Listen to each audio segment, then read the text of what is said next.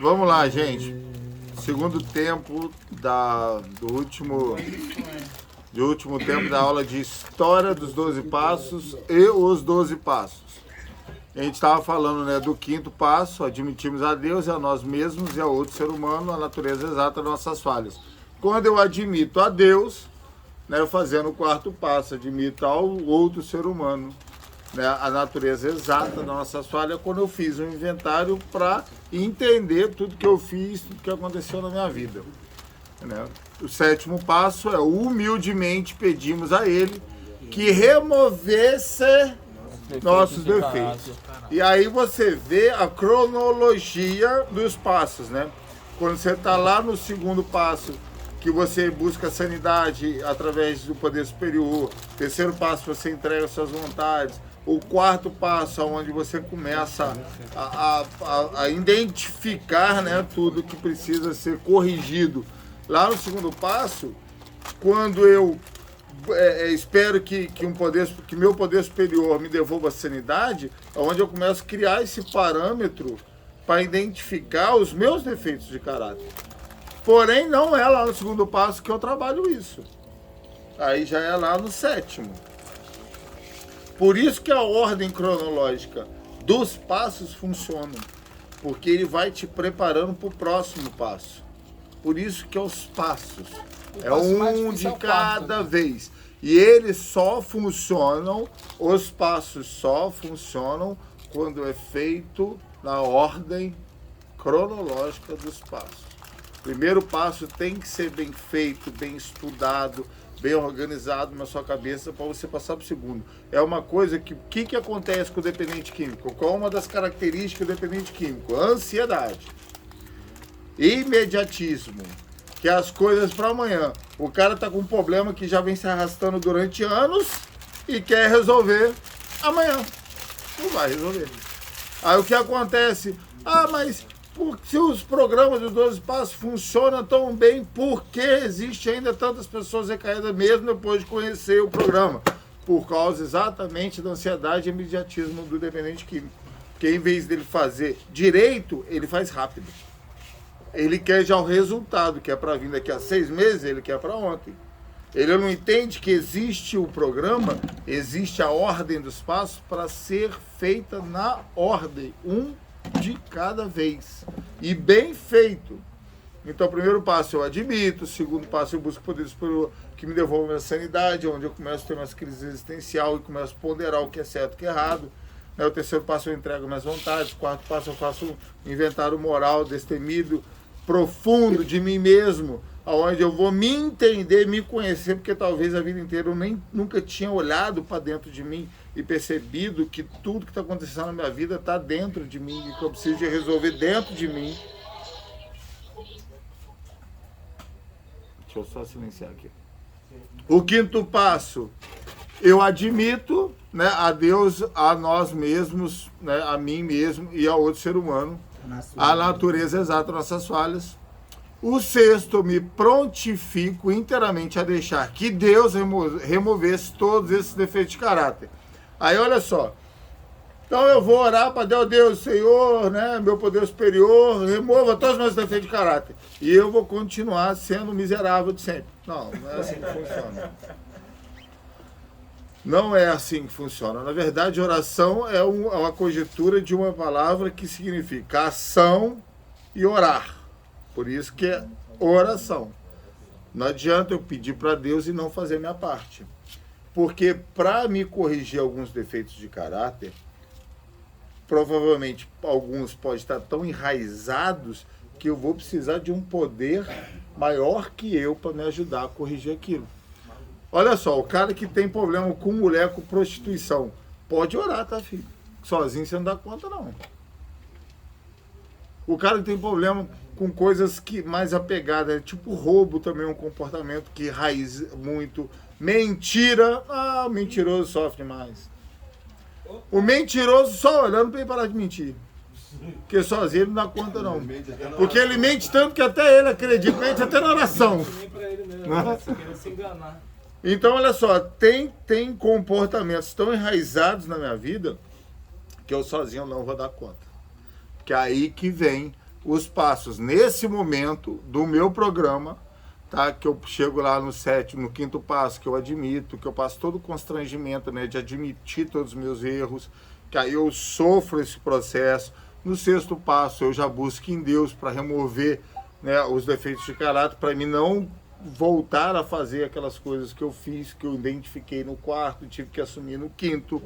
No 7º, eu humildemente, já derrotado pelo meu passado, né, peço para Deus remover de dentro de mim. E aí é onde eu preciso de exercitar isso. Eu resolvo, eu peço, eu entendo a necessidade disso, e aí o que fazer? Então, eu tive uma ideia, né? A ideia de corrigir meu defeito de caráter. Como que eu vou conseguir? Praticando. Então, todo dia eu vou acordar e vou praticar ser a pessoa que eu quero ser, que eu entendo que eu preciso ser. Quem é essa pessoa? Aí é a ideia que eu tive. Eu tenho uma ideia de ser uma pessoa honesta, porque meu problema era roubar. Então, só por hoje eu não vou roubar nada de ninguém. E aí eu vou praticar ser honesto esse dia. Ou mentir, né? Chegar, ou então não mentir, ou então não me masturbar, ou então não fumar cigarro, ou o que eu quero corrigir no meu defeito de caráter, eu vou praticar, tá? Aí olha só, eu tive a ideia de mudar um defeito de caráter. Peço a Deus para remover esse defeito de caráter. Então vamos colocar assim, se eu creio em Deus, tá? Tem um defeito de caráter enraizado em mim. E eu passei por todo esse programa. E aí eu entrego a Deus, pedindo para Deus no 7º passo, né? Humildemente pedimos que ele removesse esse defeito de caráter de mim. E aí ele removeu. Beleza. Tirou. Acabou. E aí? Próximo defeito. Mas sabe o que acontece com o dependente químico? Olha só. Por que o diabético se tornou diabético? Claro que tem pessoas hereditárias, mas estou falando uma das possíveis causas da diabetes é o uso excessivo de açúcar, né? O consumo excessivo de açúcar, certo? O cara consome tanto açúcar para se tornar diabético porque ele gosta muito do doce, né? Ele é louco por doce. Beleza. O cara comeu doce excessivamente a vida inteira. Se tornou diabético. Foi no médico, o médico falou, ó, tá diabético. Não pode comer mais doce. O cara vai ter que parar de comer doce, porque senão ele morre. Porque o diabetes mata.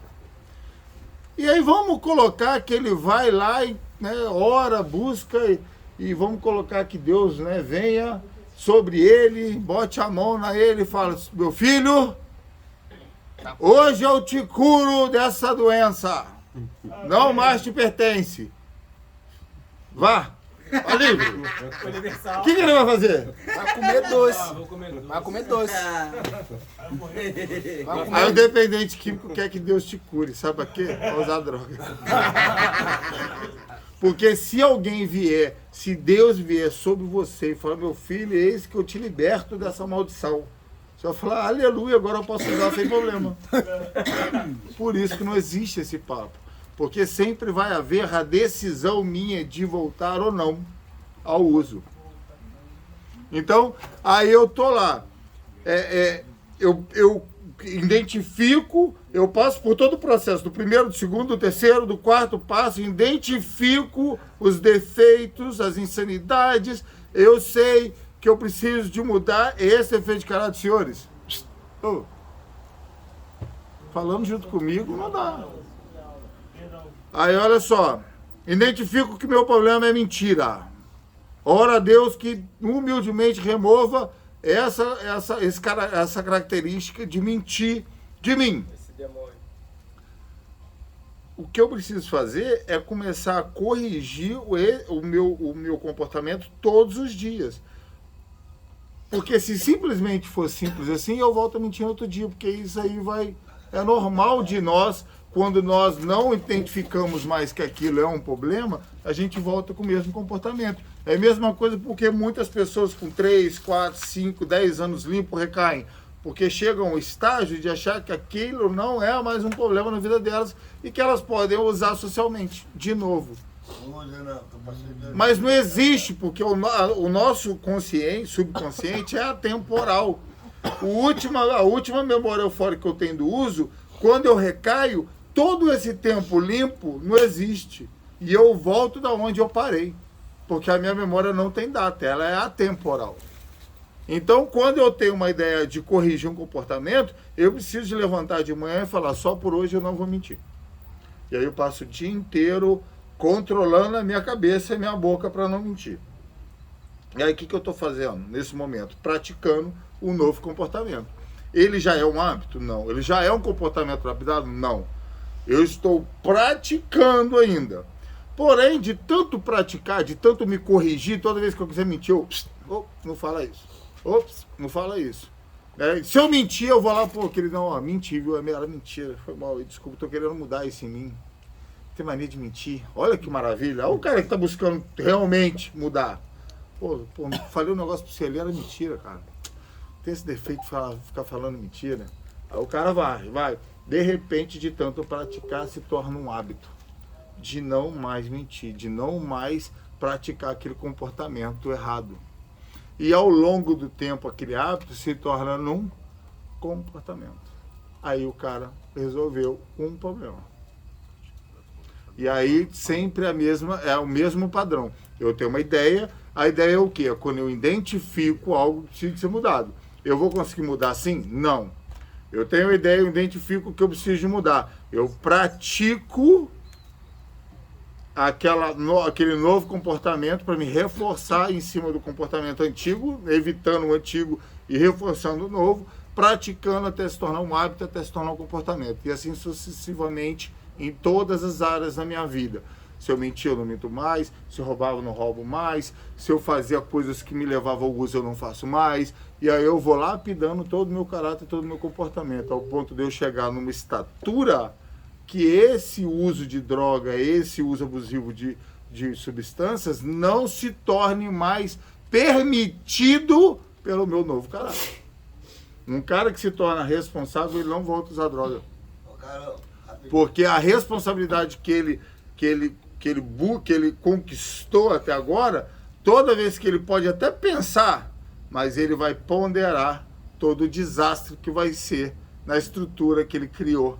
E aí ele vai falar, não vale a pena. Por mais que seja gostoso, por mais que eu queira, por mais que poderia ser legal, mas o dano que vai causar não vale a pena. Porque agora eu sei da verdade, agora eu sei de onde essa substância me levou antes e eu não quero que me leve de novo. Eu parando para pensar nisso, eu consigo controlar. Mas olha só, lógico que isso é uma teoria, que há momentos, há situações que não nos deixa tão coesos em nossos pensamentos só para tomar a decisão certa. Mas eu preciso de começar de algum lugar. Eu preciso ter um plano. Eu preciso ter uma estrutura formada na minha cabeça. Porque senão eu não chego em lugar nenhum. Qual é a estrutura que eu arrumo se eu não tenho mulher? Como é que eu vou fazer? Rapaz, olha só. Peraí. Antes de eu buscar felicidade em outros, você sabe por que o que acontece?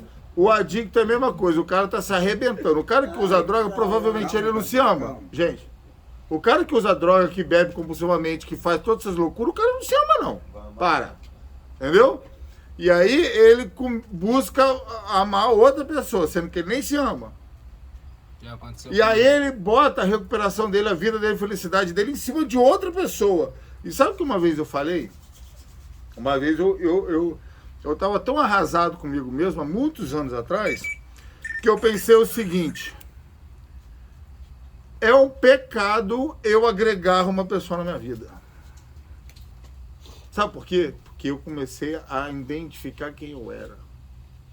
E eu achava que não era justo eu pegar uma pessoa, né, uma mulher, e botar na minha vida para me destruir a vida dela. Porque era o que provavelmente eu faria. Porque eu não sabia viver sozinho. Eu precisava de uma âncora, eu precisava de uma pessoa que eu pudesse me apoiar nela, porém essa pessoa me frustrava, porque as pessoas frustram, e quando ela me frustrava, eu recaí e tomava o pé na bunda. Aí eu entrei nesse ciclo compulsivo, né, de ficar transferindo o amor próprio para outras pessoas. Né? E aí eu não conseguia identificar quando eu resolvi todos os meus problemas e eu continuava recaindo. Até que um dia eu falei, opa, peraí, essa transferência de amor, essa busca de uma pessoa para significar a minha vida, que tá me fazendo me frustrar quando a pessoa, que claro, vai me frustrar uma hora, e aí eu desabo porque ela era minha âncora, não âncora, né? Era minha muleta.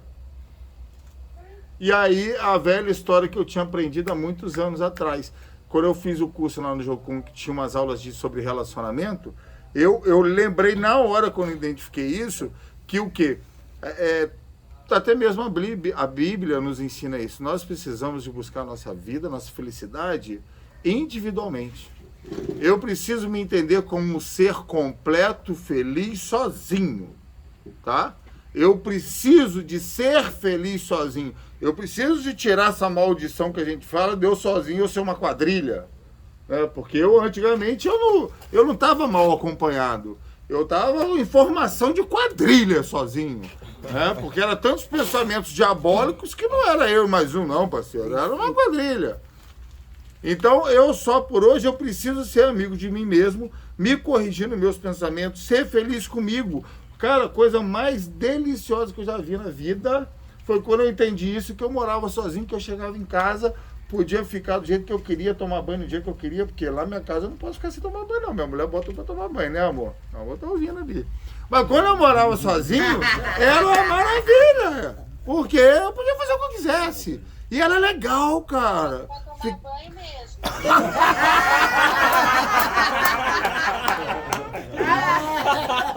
E era legal, eu precisava de me entregar, mano. E era legal, entendeu? Era legal ficar sozinho, olhar pra pia. Hoje eu não vou lavar, não. Aí no outro dia, hoje eu vou deixar tudo arrumadinho. Entendeu? Conversar comigo, falar sozinho, arrumar as coisas.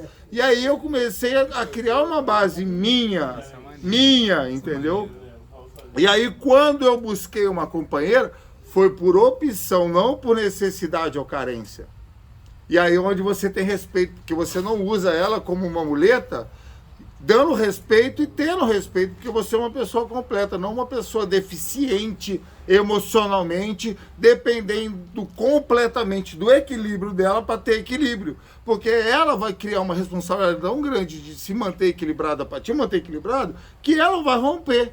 Que é muita responsabilidade de uma pessoa tomar conta da estrutura da outra. Então, quando as pessoas são por inteiro felizes, sozinha, elas conseguem viver como outra pessoa, com muito mais respeito e coesão em seus sentimentos, suas emoções e tudo. Coisa que até, provavelmente nenhum dependente químico tem. Entendeu? E provavelmente também você pode ter criado um relacionamento com uma substância, que sem ela você se sente abandonado. Porque a droga realmente é um acalento no coração quando você usa antes dela começar a destruir sua vida. E aí você fica buscando aquele relacionamento, aquela sensação da primeira vez, que não vai existir mais. Porque agora ela não é mais a menina dos seus olhos. Ela é a bruxa do 71, entendeu? Seu Carlos, Diga. falando nesse contexto, você não acha que pela sociedade ter uma certa discriminação com a gente, que é o usuário de droga, você arrumar uma companheira, mas pra gente, como é que a gente vai chegar pra companheira e vai falar que a gente é um adicto? Mas aí que tá. Ela... E você acha certo você enganar uma pessoa e botar ela dentro da sua vida para ela descobrir isso depois que ela tá apaixonada e envolvida por você? Não. Então você não espera que isso dê certo. Que ela vai descobrir. E vai mesmo. E aí vai dar ruim. E sabe o que vai acontecer? Você vai recair, ela vai dar um pé na sua bunda. Então, já que ela vai dar um pé na minha bunda, então já lá no começo, porque ela não destruiu a minha vida e eu nem destruiu a vida dela. E se ela quiser embarcar nesse barco furado, já entra sabendo que é furado. Que a gente pode por ladeira abaixo, não é, amor? Ela sabe. Quando eu comecei com a minha esposa, ela, primeiro que a gente estudou junto na 5ª série, mas ela já sabia toda a minha vida e todo o problema que poderia surgir. Nunca menti pra minha esposa, nunca, desde o primeiro dia. Ela sabia a fria que ela estava entrando. Mas Então, tem certas pessoas que se afastam. mas a gente precisa ser honesto, cara. Aí é onde tá, cadê os princípios do espirituais do espaço, honestidade? Quando eu minto pra uma pessoa sobre mim e eu tô sendo desonesto, você espera ficar limpo sendo desonesto com as pessoas? Colocando pessoas dentro da sua vida?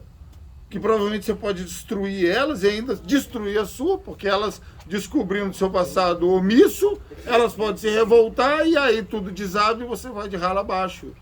Então, sinceramente, preferir ficar sozinho até encontrar uma pessoa que aceite, entendeu? Entrar nessa batalha junto contigo e enfrentar o que tiver que enfrentar do seu lado. Verdade. Porque é muito melhor você falar a verdade do que mentir. Entendi. Entendeu? E isso é difícil. Porque acaba que depois de um tratamento, depois de um tempo de internação, a gente quer construir uma família, aí vem essa ansiedade, vem a coisa biológica, e aí você acaba manipulando um relacionamento que vai dar errado. Se você não for honesto e não contar para a pessoa, para dar direito à pessoa entrar na sua vida ou não. Isso é ser honesto, é ser humilde, é realmente estar em recuperação. Se quiser entrar na sua vida sabendo disso. Exatamente. Exatamente. Mas vamos lá, senão a gente não chega no final dos passos. 8º passo, viemos. Aí olha só. Então olha só, peraí, gente, ó. Sétimo passo, a gente já estruturou isso tudo, né? Até o 7º a gente já buscou em Deus, já resolvemos, já praticamos, já corrigimos o caráter, já estamos já com a vida equilibrada, estamos com uma estrutura, já estamos bem. Aí é hora de resolver uns BOzinhos do passado. Porém, a literatura nos fala que eu não preciso tentar fazer reparação com ninguém que possa causar dano na vida deles ou na minha. Então, olha só, 8º passo, ao pé da letra. Fizemos uma lista de todas as pessoas que tínhamos prejudicado e dispusemos a fazer reparações a todas elas. Aí eu faço uma lista lá de todo mundo que eu enganei, que eu devi, que eu prejudiquei. Eu tenho que analisar se aquilo é necessário, se não vai causar um dano ou outro. E as que eu puder, eu vou e faço. Mas se a pessoa já morreu, eu oro e peço perdão e me resolvo, porque eu tenho que resolver aquilo. Mesmo sozinho, eu preciso de resolver aquela situação. Eu, no meu caso, eu tenho um problema na minha cabeça que eu trago até hoje, que é uma dor que eu trago, que é do meu antigo relacionamento com a minha ex-noiva. A gente conversa, a gente consegue manter uma conversa assim, mas não é legal pra mim, não é bom pra mim, não é saudável pra mim. E eu fiz muito mal a ela. Entendeu? Então, muitas vezes na nossa vida, principalmente, nós gostamos de guardar uma dorzinha para usar de desculpa para usar a substância que eu quero. Isso chama reserva. Sim. Então, olha só, se você identifica que uma coisa te machuca, te tentei, incomoda e você não resolve, é porque você não quer vida. resolver. Você quer usar aquele sentimento como reserva para justificar ainda os seus comportamentos errados. Mas exatamente isso. Eu O cara que está em recuperação, ele resolve. Eu não sei o que fazer. Ah, sabe. Eu não sei se você parar um minuto. Não sei se eu excluo ela da minha vida. Olha só, você não precisa fazer nenhuma nem outra, você precisa tomar uma decisão. Se aquilo não existe mais, eu sigo em frente. Eu perdoo, eu lembro das coisas boas, tchau, obrigado, tô seguindo a minha vida. Como uma pessoa madura. Agora, se eu ficar, mas toda vez que eu lembro dela... Não, aí você tá potencializando um comportamento que vai te destruir. Porque sempre é eu. O que eu faço com aquele sentimento? Eu resolvo e sigo a minha vida ou eu fico remexendo nele para dar aquela dorzinha gostosa que justifica eu usar uma droguinha? Porque isso é reserva. As coisas que eu não resolvo vira reserva para me justificar os meus próximos erros. E nós somos mestres disso. Espera aí, senão eu não termino, Michael. Então, olha só, vamos colocar. Trair um amigo meu com a mulher dele. Vou lá pedir perdão. Não vai, maluco, ele vai te matar. Entendeu? Resolve o seu B.O. sozinho. Entendeu? Ah, fiz umas coisas muito loucas, eu vou contar. Não, rapaz, ora. Porque a literatura me fala que eu preciso fazer reparações que não prejudicam a vida dos outros, nem a minha. Então tem que ter um equilíbrio nisso. E lembrando que muitas das pessoas que você for tentar fazer reparação vai te esculachar, parceiro. Muitas pessoas vão olhar na sua cara e falar assim, pra cima de mim, você tá achando que você engana quem? Daqui a pouco tu tá usando droga. Viciado. É assim, cara, que vai acontecer. Mas e aí? Nesse momento da minha recuperação, eu já estarei com estrutura de falar, eu entendo o seu pensamento sobre mim, mereço mas da mesma forma eu estou aqui para tentar me reparar com você, me perdoe, se me perdoar, amém, se não perdoar, pelo menos eu pedi, eu me resolvi com nós dois. Tchau, obrigado. Eu me resolvi. Se ele aceita o perdão, olha só, a literatura não me fala que as pessoas têm que me perdoar, ela me fala que eu tenho que fazer a minha reparação, ela me fala que eu tenho que ir lá e pedir perdão. Agora, se aceitar ou não, já é outra parada. Vocês estão entendendo isso? Porque tem muita gente que entra numa loucura aí de contar coisas que não deve e acaba tomando uns tiros na cara. Porque na época da adicção eu fiz um monte de insanidade que agora limpo eu não faria. Então eu preciso de entender que tem coisas que eu me perdoo por ter feito porque eu estava sob o uso de uma substância. E que eu sóbrio eu nunca faria. Então eu preciso de proteger a minha vida e dos outros também, não causando mais dano. Porque se eu entrar no 8º passo com os 2 pés no peito de todo mundo, eu vou ter que fazer o 4º de novo, porque eu vou gerar um monte de trauma. Então não adianta. Quanto está o tempo? Então, nono passo. Fizemos reparações diretas a tais pessoas. Sempre que possível, exceto quando fazê-lo pudesse prejudicá-lo ou a outras pessoas. Então, tinha que estar junto com o 8º, né? Porque o 8º é fazer, mas não prejudicar ninguém. Então, o 8º e o 9º passo, eles são uma coisa só. Eu faço as reparações, mas não quando isso pode prejudicar outros ou a mim mesmo, tá? E isso é importante, porque isso te mostra, quando você vai pedir perdão, vai fazer reparação, provavelmente tudo que você conseguir fazer reparação, você não comete o mesmo erro por causa daquela teoria, né, que a gente falou, que quem assume o erro tem um constrangimento dentro dele, realmente havendo mudança de dentro para fora e não cometendo mais o erro. Agora, o cara que se justifica, mente e nega, provavelmente ele segue com aquele comportamento errado, prolongando, né, a recuperação dele e sempre causando mais problemas. 10º passo, continuamos fazendo o inventário pessoal e quando estávamos errados, nos admitimos prontamente. 4º passo, eu faço o inventário moral e destemido de mim mesmo de hoje para trás. Resolvo todos os meus problemas de trás até hoje. 10º passo, eu prontamente já resolvo qualquer coisa que aconteça hoje. Porque se eu não me manter fazendo o 10º passo todo dia, daqui a pouco eu tenho que fazer o 4º de novo. Porque eu vou acumular um monte de problema, um monte de trauma, um monte de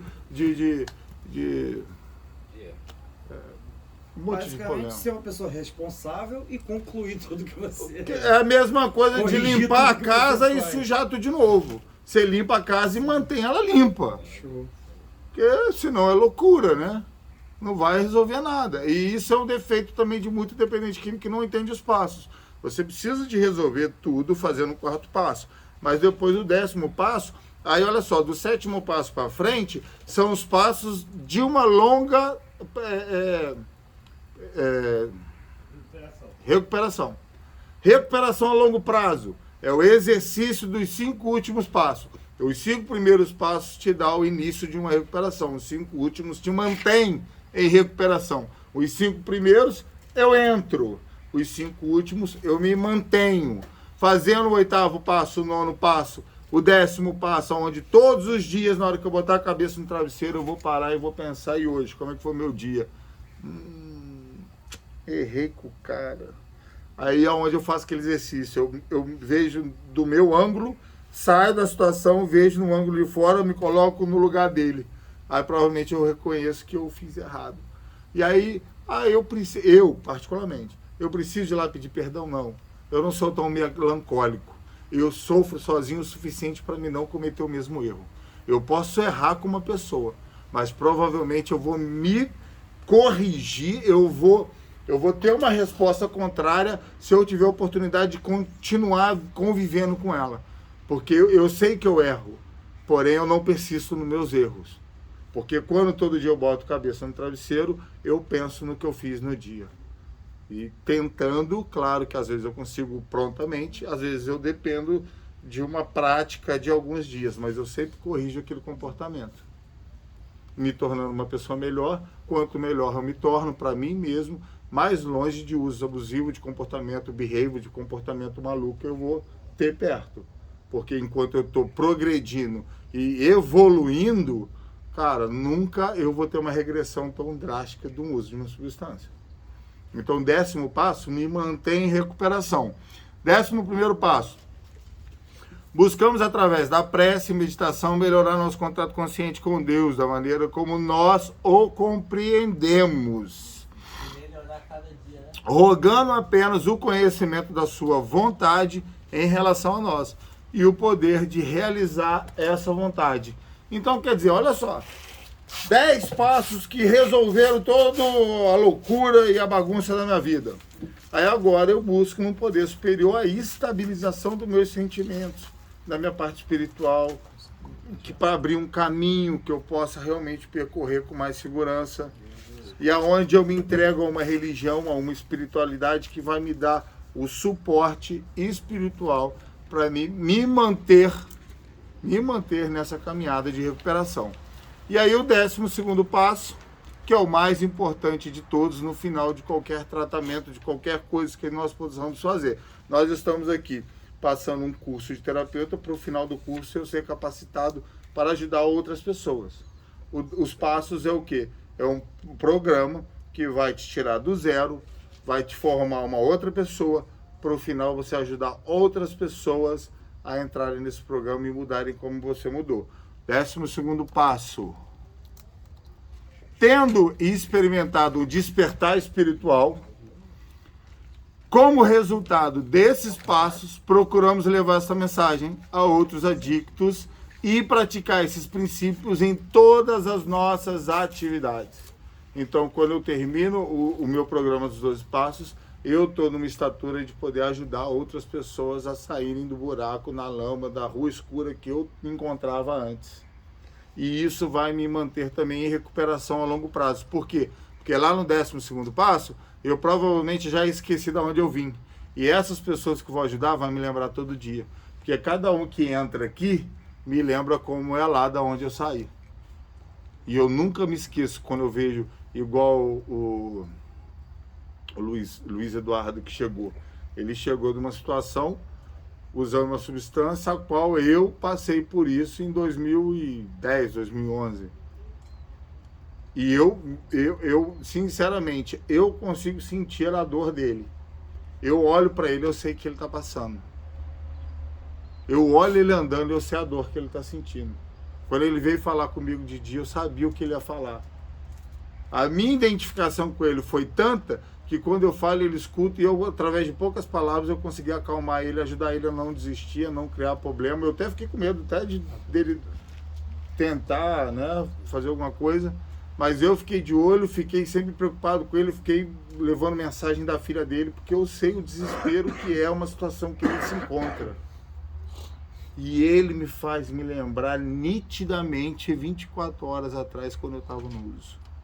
Nitidamente. Quando eu olho para ele, identifico que eu estive naquele lugar. Então, quando você chega no 12º passo, que começa a levar a mensagem de recuperação ao adicto que ainda sofre, esse programa, essa atitude te lembra de onde você saiu. E todo dia te lembra de onde saiu, fazendo você sempre ter a consciência de não querer voltar atrás e passar aquilo tudo de novo. E aí é por isso que os últimos 5 passos são os últimos 5 passos que me mantêm numa recuperação a longo prazo. Porque quanto mais eu praticar, mais longo eu vou chegar. Amém? Amém. Terminamos a aula do História dos 12 Passos e os 12 Passos. Tá bom? Espero ter ajudado vocês. O programa 12 Passos é o único programa que funciona no mundo sobre o tratamento de dependentes químicos, com maior êxito.